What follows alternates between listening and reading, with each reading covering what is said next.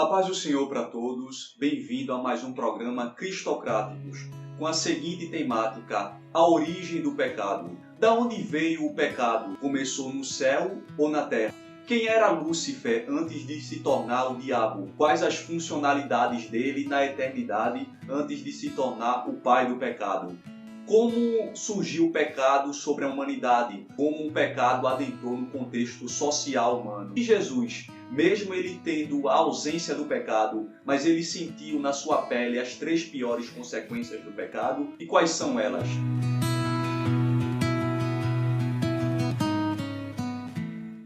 Antes de mais nada, eu gostaria de embasar essa temática, a doutrina da amartiologia, a doutrina do pecado, a partir de um texto bíblico no livro de João.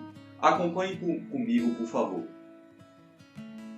João, capítulo de número 8 e versículo de número 44. Diz assim a palavra de Deus: Vós tende por pai ao diabo, e quereis satisfazer os desejos de vosso pai. Ele foi homicida desde o princípio, e não se firmou na verdade, porque não há verdade nele. Quando ele profere mentira, fala do que lhe é próprio, porque é mentiroso e pai da mentira. O céu, ele é real. O céu é uma criação habitacional de Deus. Deus, ele é o presidente da vida no seu campo físico e espiritual. Só que Deus não trabalha sozinho, apesar dele ser autossuficiente. Deus, ele não é individualista, ele trabalha em equipe, de uma forma coletiva. E ele criou um conselho divino para reger todo o contexto existencial no seu campo espiritual e físico, chamado de conselho divino, que são formados pela Trindade, Deus Pai, Deus Filho e Deus Espírito Santo, e pelos 24 anciões, que são os grupos de sábios de Deus no seu campo físico e metafísico, e os 7 Espíritos de Deus, que são 7 seres espirituais que apontam para a autonomia divina da Trindade. Só que Deus também criou os seres angelicais. As classes angelicais que são mencionadas na Bíblia são basicamente 4: anjos, serafins, querubins e arcanjos. E Deus criou os seres angelicais para trabalhar junto com ele, para reger a história universal da vida. E um desses anjos, ou melhor dizendo, o querubim ungido, era Lúcifer. Lúcifer, ele era uma espécie de chanceler, premier, primeiro-ministro do céu. Um governo muito parecido com o do céu é o governo da Grã-Bretanha, na Inglaterra. A principal autoridade política é a rainha, mas quem rege a diplomacia da Inglaterra é o primeiro-ministro. Mas no céu tem política? Tem. Jesus veio trazer o reino dos céus, uma política, um governo do céu para a terra, para que revolucionasse todo o contexto humano que existia degradante sobre a face da terra. E ele também era chefe da adoração a Deus.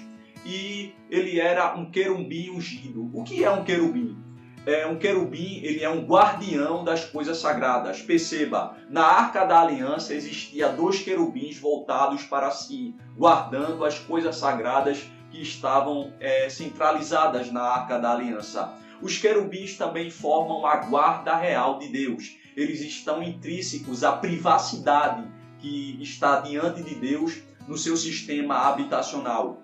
Só que em um dado momento da eternidade de Deus, esse anjo ele se tornou soberbo.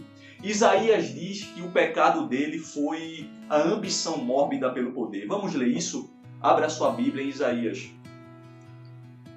capítulo de número 14.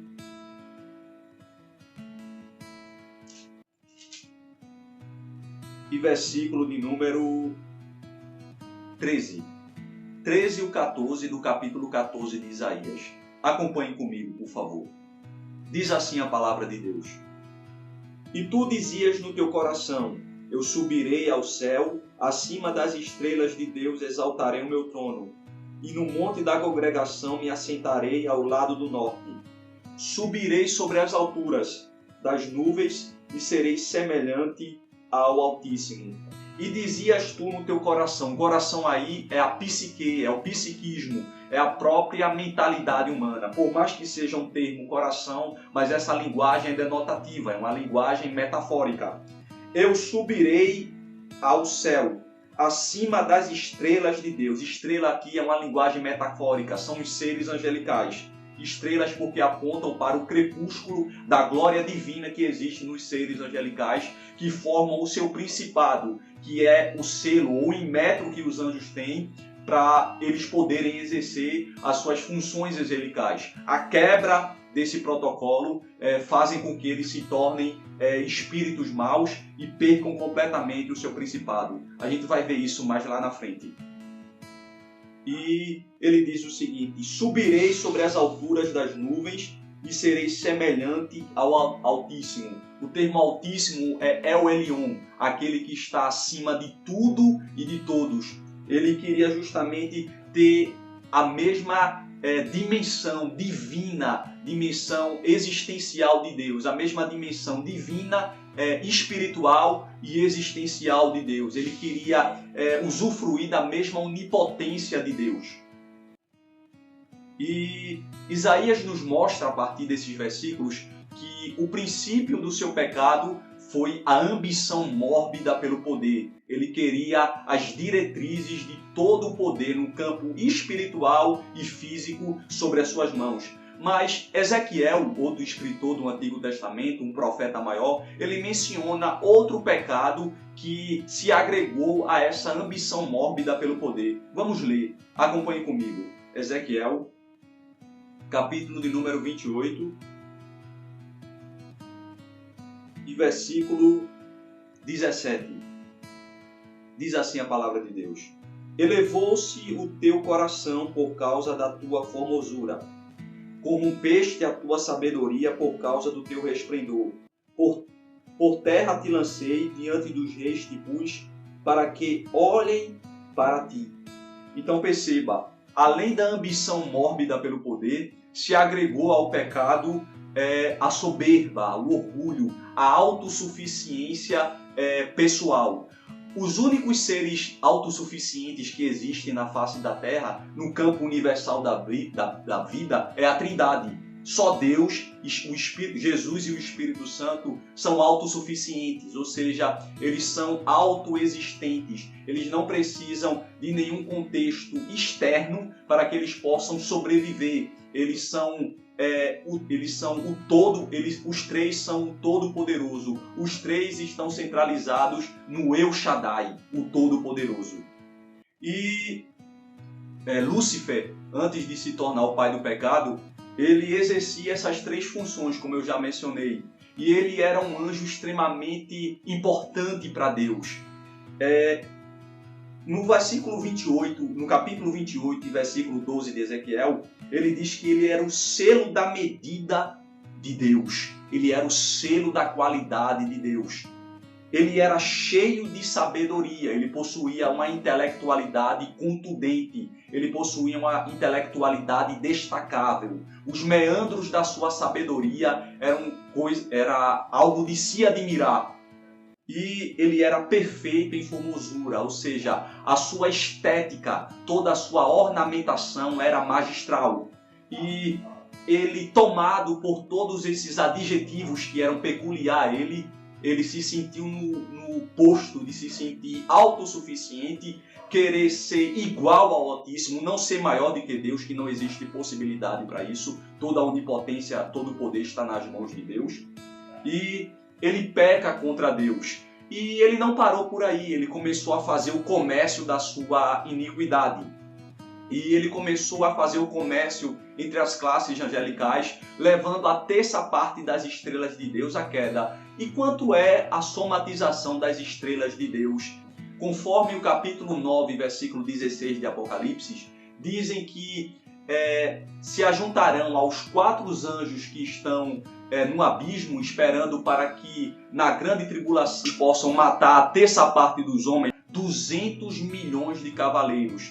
E quem são esses cavaleiros? São justamente os anjos que perderam seu principado e se tornaram espíritos maus. Perceba, os seres espirituais, entre eles anjos e demônios, são assexuados. eles não possuem natureza sexual, portanto, eles não têm capacidade de reprodução. Esses 200 milhões de cavaleiros, eles formam os seres espirituais da maldade, que outrora eram anjos, mas por eles pecarem contra o seu principado, eles se tornaram seres das trevas, príncipes, potestades, hostes e principados, como Paulo menciona lá em Efésios, e se tornaram assessores do diabo, que é o principal governante do poder das trevas.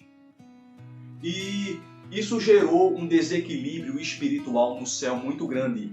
E Deus reúne o seu conselho divino e resolve criar outro mundo. Não um mundo metafísico, mas agora um mundo físico, um mundo material. E ele resolve se voltar-se para a criação da Terra, do cosmos. E ele começa a criar toda a vida na face da Terra. E agora ele queria criar um tipo divino, um representante que pudesse estar com ele, um representante que pudesse representá-lo, um representante que pudesse governar toda a existencialidade que ele acabara de criar para a honra e grandeza do seu poder. E o diabo, não satisfeito com isso, ele atuou na queda dos nossos ancestrais. Adão, que quer dizer avermelhado, e Eva, que quer dizer viva. Vamos entender a dimensão da queda do homem e como entrou o pecado sobre o contexto humano. Abra sua Bíblia, por favor, em Gênesis.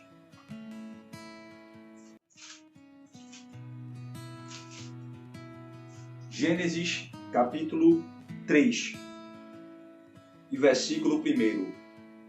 Diz assim a palavra de Deus. Acompanhe comigo, por favor. 3 e 1 de Gênesis. Ora, a serpente era mais astuta que todos os animais do campo que o Senhor Deus tinha feito. E esta disse à mulher: é assim que Deus disse, não comereis de toda a árvore do jardim. Em um programa anterior, a gente comentou que a serpente ela possuía a capacidade de fala. E a gente vai procurar salientar isso, apenas ratificar o que a gente já havia falado em outro programa. Perceba o seguinte, a serpente ela tem essa característica, esse adjetivo, ela é astuta. Se isso se tratasse de uma possessão maligna, Moisés não precisaria colocar esse adjetivo da serpente. Ele mostra um adjetivo da serpente para poder mostrar sua capacidade intelectual. Se fosse uma possessão, ele não precisaria mostrar a qualidade dela, porque se tratou de uma possessão e não de uma qualidade que existia na serpente. A qualidade da possessão partiria do diabo, que deu a ela essa capacidade de falar. Mas ele diz que ela era astuta, portanto ele menciona a capacidade intelectual dela para mostrar a capacidade daquilo que ela poderia executar. Segundo, ela era, ratificando essa questão, era astuta. O que é um ser astuto? É um ser que tem capacidade intelectual para convencer, ludibriar e enganar. Aí eu me pergunto, se eu tenho a capacidade de convencer, de ludibriar e de enganar, eu preciso ter fala para executar essas três vertentes. E perceba, ela disse o seguinte, versículo 2. E disse a mulher à serpente, do fruto das árvores do jardim comeremos. Eva não se surpreende com a fala da serpente. Ela expressa uma total intimidade com a serpente. Perceba, além de Eva conversar naturalmente com a serpente queria que ela comesse do fruto proibido. A análise psicológica aqui desse versículo nos mostra que se a fala da serpente fosse algo inédito, além de Eva se surpreender, todo o projeto do diabo cairia por terra. Por quê? Porque Eva se surpreenderia e perguntaria para si, olha, uma serpente falando comigo e ainda querendo que eu peque, alguma coisa está errada. Logo ela chamaria o seu marido e todo o projeto do diabo cairia por terra. O diabo foi muito sábio. Ele usou alguém que era íntimo de Eva para que ela não percebesse a sutileza do engano. Após ela convencer Eva olha para o fruto, percebe o sabor do fruto, ela percebe a agradabilidade do fruto, come do fruto, só que os seus olhos ainda não se abrem, ou seja, a consciência do pecado não havia adentrado, porque a ordem era para os dois. Portanto, o pecado deveria atingir a totalidade dessa consumação. Se pecasse Eva, só Eva e não Adão, o pecado não entraria na terra porque não atingiu a sua totalidade. Só que o diabo ele foi muito sábio. Por que ele tentou primeiro Eva? Porque a mulher ela veio do osso. O osso é a estrutura sólida que fortifica o corpo. Portanto, a mulher é a base do homem. Se eu trocar na base, consequentemente, eu vou mexer com aquilo que a base sustenta. Então, isso que aconteceu. Ele tocou na base e logo mexeu com Adão, que é aquilo que Eva sustenta, que é aquilo que Eva administra. E Adão foi enganado, ludibriado, e comeu do fruto. Quando ele comeu do fruto, os olhos de ambos foram abertos. Essa expressão, os olhos de ambos foram abertos, é porque a natureza do pecado foi adentrada no sistema psicológico e orgânico do homem. A partir dos nossos ancestrais, o pecado ele adentrou sobre toda a face da terra. As 3 piores consequências do pecado começaram a ser incorporadas no sistema temporal da humanidade, a saber, o sofrimento, o envelhecimento e a morte. Mas Jesus, embora ele tenha encarnado, ele assumiu a natureza do pecado a partir dessas 3 vertentes?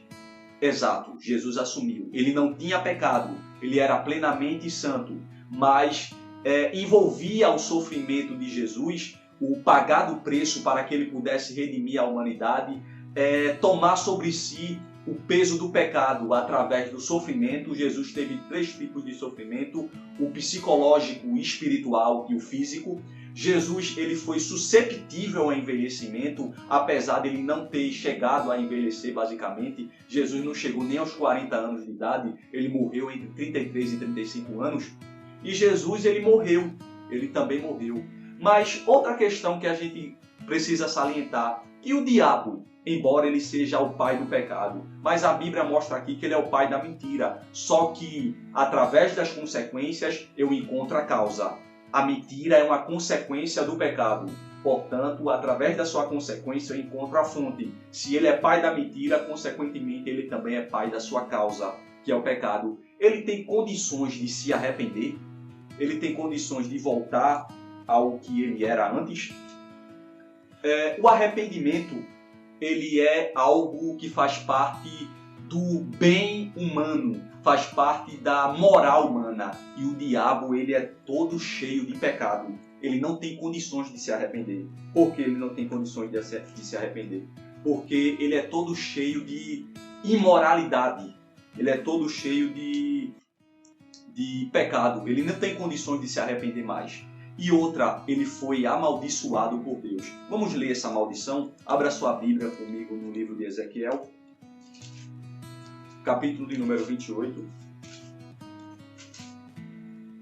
Capítulo de número 28 e versículo de número 19. Só ratificando, o diabo não se arrepende porque ele é cheio de pecado. E o arrependimento é um atributo da moral humana, e o diabo não tem nenhum tipo de moral, portanto ele não tem condições de se arrepender. E segundo, ele foi amaldiçoado por Deus. Vamos analisar a dimensão dessa maldição. 28 e 19 de Ezequiel. Todos os que te conhecem entre os povos estão espantados de ti. Em grande espanto te tornaste, preste atenção nessa expressão, e nunca mais subsistirá. Ele nunca mais vai voltar a ser do bem como ele era antes, porque ele foi amaldiçoado por Deus e essa maldição é irreversível. Terminamos aqui mais um programa Cristocráticos. Muito obrigado pela sua atenção. Nos siga nas redes sociais, nos envie o seu like e até o próximo programa e que Deus te abençoe. Amém.